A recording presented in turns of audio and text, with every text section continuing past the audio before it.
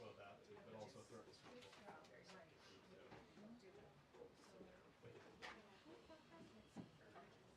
Yeah.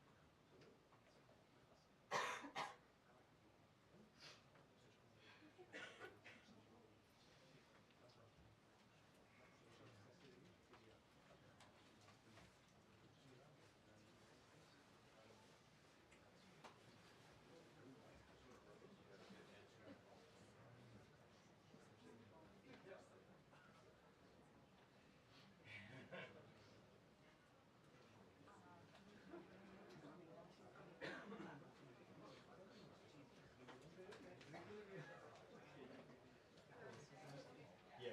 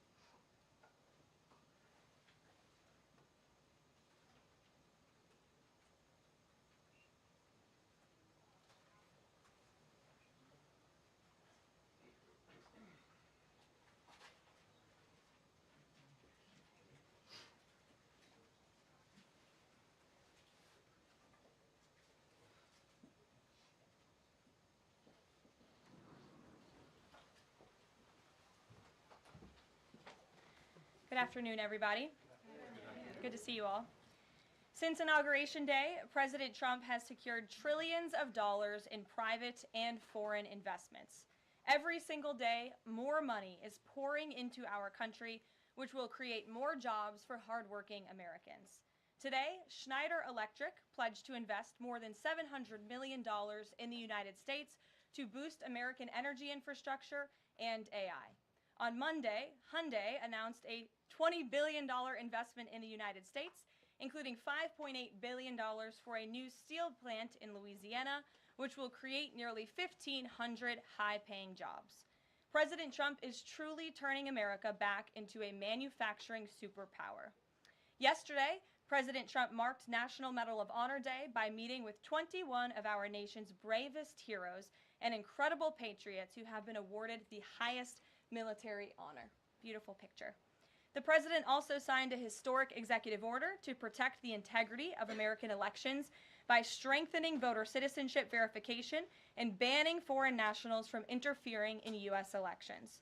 These are the common sense solutions that only Democrats could oppose. But voters deserve elections they can trust, and critical confidence is being restored thanks to President Trump's leadership. Later this afternoon in the East Room, President Trump will mark Women's History Month by honoring the exceptional women around our country, including the highly talented women in his administration and his cabinet.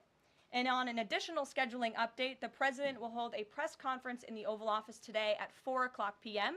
to announce tariffs on the auto industry, and I will leave that to him to make that announcement later. Unfortunately, all of this good is happening for our country. This administration is working hard on behalf of the American public every day, but the mainstream media continues to be focused on a sensationalized story from the failing Atlantic magazine that is falling apart by the hour. Here are the facts. The National Security Advisor has taken responsibility for this matter, and the National Security Council immediately said, alongside the White House counsel's office, that they are looking into how a reporter's number was inadvertently added to this messaging thread. We have said all along that no classified material was sent on this messaging thread. There were no locations, no sources, or methods revealed, and there were certainly no war plans discussed. The Atlantic has even admitted this themselves. Their release of these internal messages validates the truth, which we have been saying all along.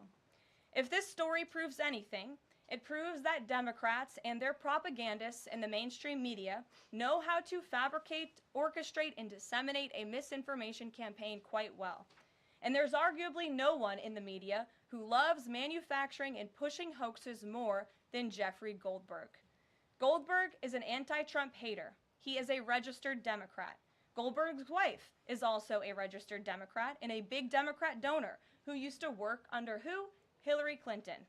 This is the same Jeffrey Goldberg who infamously lied about weapons of mass destruction to get us into the Iraq War, which cost trillions of dollars and thousands of American soldiers. And how else has Goldberg discredited himself? By absurdly claiming that President Trump was Vladimir Putin during the 2016 campaign, by peddling the Russia hoax that tried to hijack President Trump's first term, by inventing the suckers and losers hoax to help Joe Biden in the 2020 election, by peddling a hoax about President Trump involving Gold Star families to help Kamala Harris in the 2024 election, which our campaign at the time vigorously denied. Jeffrey Goldberg didn't care. There's more, but we don't have all day, and we can now add this signal hoax to this very long list. The real story here is the overwhelming success of President Trump's decisive military action against Houthi terrorists.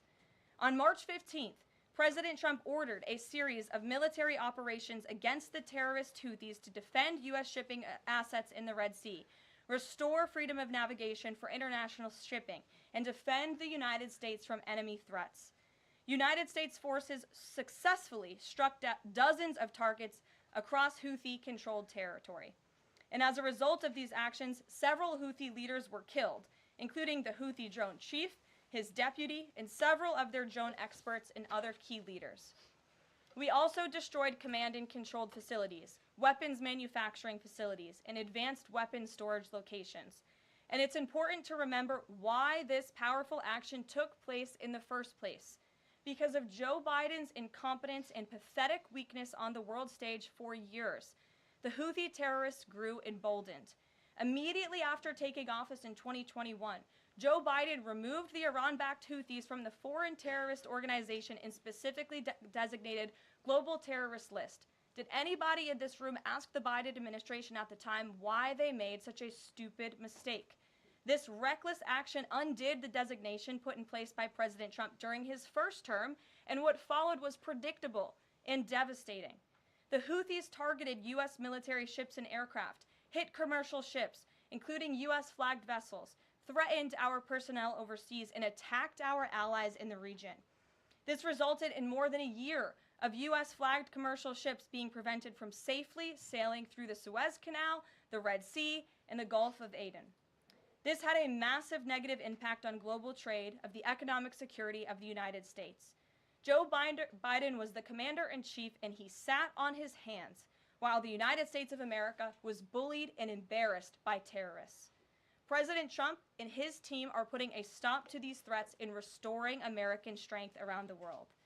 The Trump peace through strength approach means no terrorist force will stop American commercial and naval vessels from freely sailing the waterways of the world. But unfortunately, this is not what the Democrats and the media want to talk about. They are focused on a coordinated campaign to try and sow chaos in this White House. And this has been the most successful first 2 months of any administration ever, which is exactly why they are doing this. We are not going to bend in the face of this insincere outrage. And here's just one example of how bad faith the Democrats' criticisms are. Democrat Senator Mark Warner is hysterical over the use of Signal, which is an approved decrypted app, in the killing of Houthi terrorists. But Senator Warner himself used Signal to work with a lobbyist for a Russian oligarch to connect the disgraced Steele dossier author who started the Russia hoax, which Jeffrey Goldberg later reported on. How ironic. We're not going to lose focus of the bottom line, which is that Joe Biden's weakness enabled and emboldened Houthi terrorists, and President Trump's strength and resolve eliminated those terrorists. Here in our new media seat today, we have Lindsay Keith. She is the managing editor for Merit TV and serves as their White House correspondent. Merit TV launched 1 year ago and creates and distributes content across diverse platforms. We're glad to have you with us, Lindsay. Please kick us off. Thank you, Caroline. I appreciate it and this opportunity for Merit TV. 2 questions, if I may. One on Signal, one on the economy. Sure. On Signal, how comfortable is the president with what was shared so far now that the chain has been released? The president's view on all of this remains the same today as it did yesterday. And I think it speaks volumes about the leadership of this president that he went directly to all of you, members of the press corps. He was asked, do you want someone else to go out and do a briefing? And he said, no. I will tackle this story. I will discuss it. The people need to hear from me about the situation. And so his thoughts on this remained the same today. He has placed great trust in his national security team. And as for the usage of Signal, as the president said yesterday, as the CIA director has testified under oath, this is an approved app. It's an encrypted app. The Department of Defense, the Department of State, the CIA has it loaded onto government phones because it is the most secure and efficient way to communicate. As for, again, the original situation in this messaging thread, the National Security Council, the White House counsel's office continues to look in to how this mistake, which the National Security Advisor has owned, occurred, and the president has ensured they are doing that. On the economy, consumer confidence hit a 4-year low this month. Can you help explain to the American people how tariffs will help them in the long run? Yeah, absolutely, and I'm grateful for the question. The American public will hear later this afternoon from the president directly on the topic of tariffs. And as you all know, April 2nd day, President Trump has proudly dubbed it Liberation Day for our country. What he means by that is it will be a day where the United States of America will no longer be ripped off by nations around this world. It will be a day where Americans finally see free and fair trade practices restored. We are no longer going to allow our allies, our competitors, and our adversaries to take advantage of American workers. And if you think about your hometown in the state that you grew up, Main Street looks a lot different today than it did many years ago. And President Trump wants to restore America as a manufacturing superpower around the globe. He wants products to be made right here in our great country with great hardworking American hands that will ultimately result in higher wages and more money in the pockets of the American people. And he's also, in addition to tariffs, also determined to pass tax cuts later this year, as he did successfully in his first term, to put even more money back into the pockets of hardworking Americans. Peter. Caroline, if I can ask you very quickly about the information we've seen, just to set the predicate to all this. Has the president been briefed and physically seen he's seen all the details of the chat as printed by The Atlantic? I just spoke to the president about it, yes. Then let me ask you, if I can, very quickly. In the chat, Pete Hegseth, the Defense Secretary, details F-18s, Tomahawks, so some of the weapons that were used. He details the timing involved for this, all of which occurred 31 minutes before, as he says, F-18s would launch. The DoD manual details classified information as significant military plans, saying that is secret, that's classified. So what about, there are no methods, there are no sources, but that's not what determines what's classified. So what is it about what Pete Hegseth wrote that makes you say this is not classified? Well, it's not just me saying that, Peter. It's the Secretary of Defense himself who is saying this as well. And he put out a very strong statement earlier today listing all of the things that were not included in that message that he sent to the group. And again, this message, there was no classified information transmitted. There were no war plans discussed. Why did the Atlantic downgrade their allegation about war plans to attack plans? They're now playing word games because they know this was sensationalist spin from a reporter who is well known for doing this. We have said all along no war plans were discussed, no classified material was sent. You have the Secretary of Defense saying that. You have the Director of the CIA, the Director of National Intelligence, the FBI Director, all testifying to that under oath, and they should be trusted with that. To be clear, Americans can make the decision for themselves, but whether is the Sure. you said it's not war plans. Would you characterize these as military plans, military operation plans? I would characterize this messaging thread as a policy discussion, a sensitive policy discussion, surely, amongst high-level cabinet officials and senior staff. And I'm so glad, Peter, that you said the American public can decide for themselves, because I think the American public should decide for themselves based on the outcome of this operation. And what happened in this operation? Terrorists that were allowed to run wild by the Biden administration were killed because of the direction and the determination of this president and his team.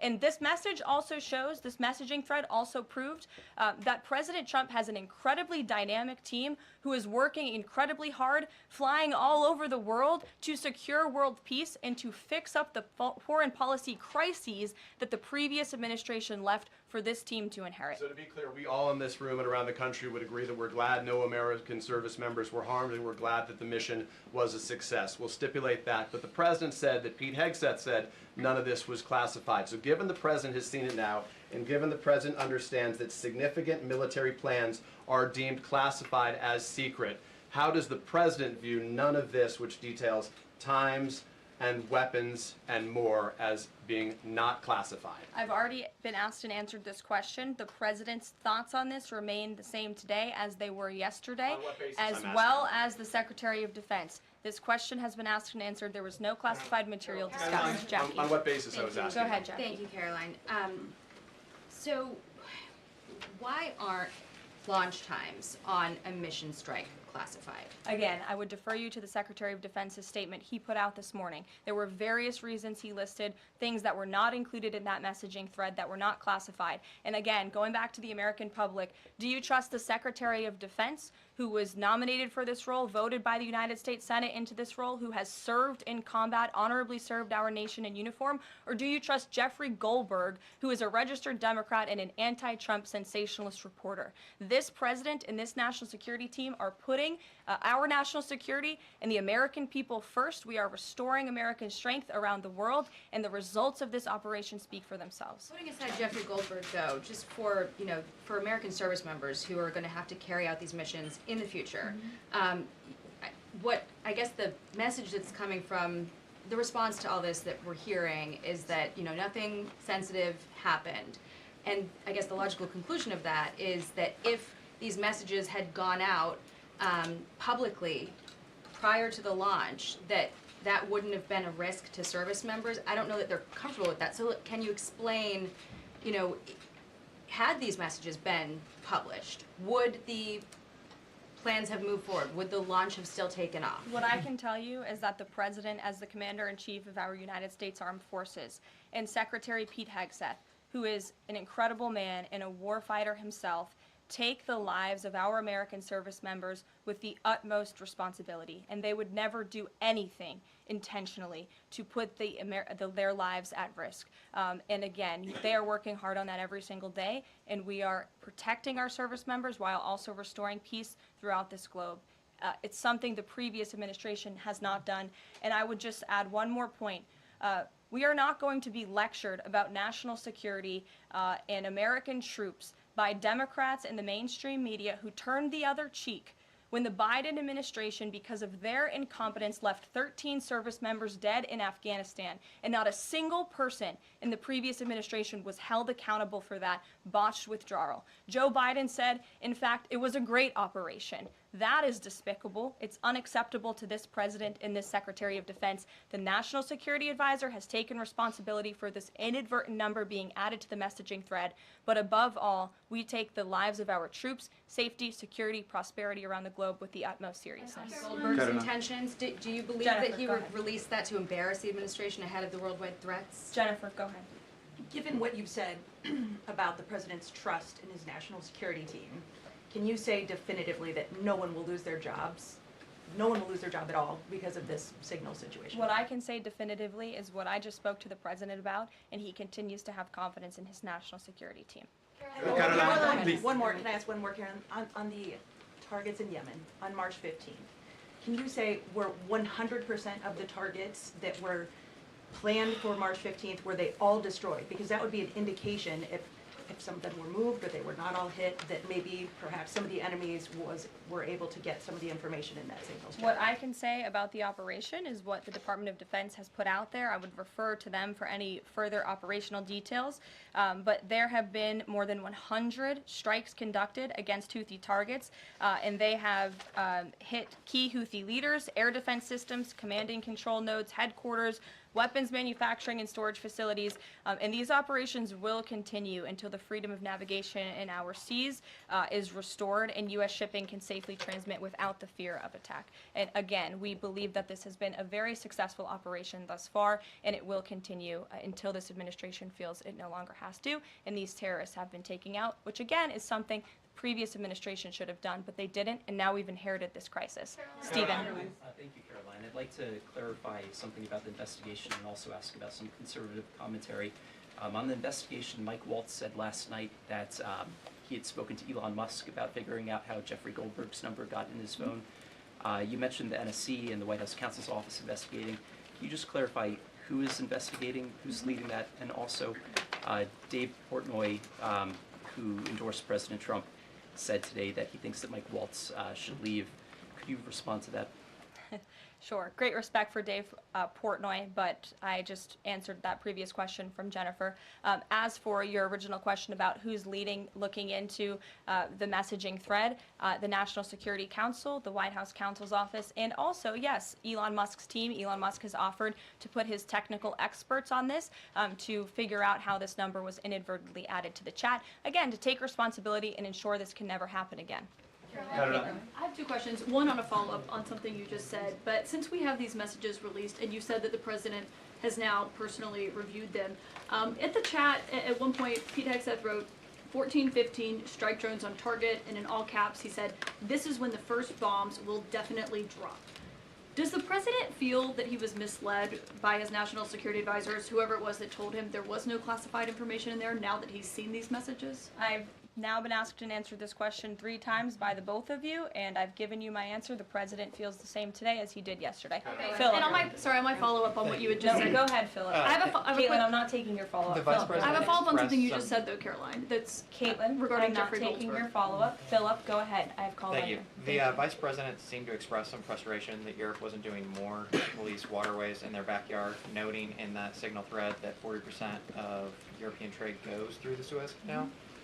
Does the president share that opinion and frustration? And then going forward, should the Europeans be responsible for policing that waterway? Well, the president was asked this question yesterday by the pool in the cabinet room, and he answered this question. He said yes, he believes that Europe has been, as the vice president put it, freeloading on the backs of American taxpayers and off the backs of the United States of America, and he wants to ensure that Europe pays their fair share. He's always been very honest and upfront about that, and I think the vice president shares those concerns with him as well. And then one more. Sure. Enlisted soldiers, sailors, and Marines would face consequences if they shared this type of information inadvertently with a reporter. Can you tell us more why the president is so willing to give Mike Waltz a mulligan here? Again, I have now been asked and answered this same question using different language multiple times. If anybody has another question, there's a lot of different things going on in the world. We have tariffs possibly being implemented later today. The president is going to talk about that at 4 o'clock this afternoon.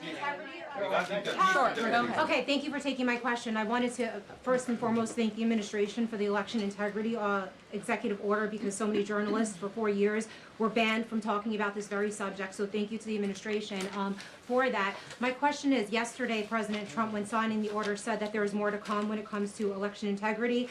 Would that include same-day voting and hand-counted paper ballots? And why are Democrats so against election integrity measures like obviously proof of citizenship when it comes to voting in a United States election? Well, it's a very good question. You'll have to ask the Democrats why they're against so many common sense things, not just mandating voter ID. Why are they against men and women's sports? Why are they against deporting foreign terrorists from American soil who have been designated a foreign terrorist organization? I'm referring to Tren de Aragua. As for the election integrity executive order that the president signed yesterday, this is in an effort to restore trust in American elections. There were more than 10 steps taken, 10 executive actions taken throughout this one order. It directs the department, or the attorney general rather, in Homeland Security to prevent non-citizens from any involvement in administering elections. There's also another host of actions. We can provide the fact sheet for you, but it's a very strong election integrity executive order, and the president would also like to see Congress do something about this very important issue.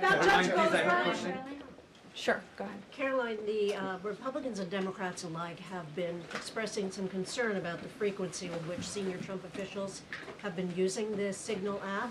Has there been discussion, or will there be a review about how often they use Signal, and if you could explain to us how they might be considering other applications to get away from something like this happening again? Sure. Well, again, first of all, Signal has been an approved app for government use. It's an encrypted app, and as I said, it's the most safe and efficient way of communicating, especially when people can't be in a skiff or inside a room physically together. I think, as the president said yesterday, he wishes that everybody could be in the room, and it's our goal to ensure that everybody can be. But again, no classified information was discussed in this chat, and any time classified information is discussed amongst high-level officials across this administration, secure lines of communication are used, including, by the way, our special envoy, Steve Witkoff, who I understand the Wall Street Journal erroneously reported that he was on this Signal chat on a personal device while in Moscow. That is absolutely false. Steve Witkoff did not have his personal device, nor did he have his government device with him. He was given a classified, protected server by the United States government, and he was very careful about his communications when he was in Russia. So rest assured to the American public, this administration is taking every precaution when it comes to protecting our national security. And that's why the American people reelected this president, because they know that our national security is in good hands with the President of the United States. Speaking of the Vice President, I understand he's going to be speaking any moment now. I would hate to counter-program the Vice President of the United States. You'll also hear from the President at 3 o'clock. He will be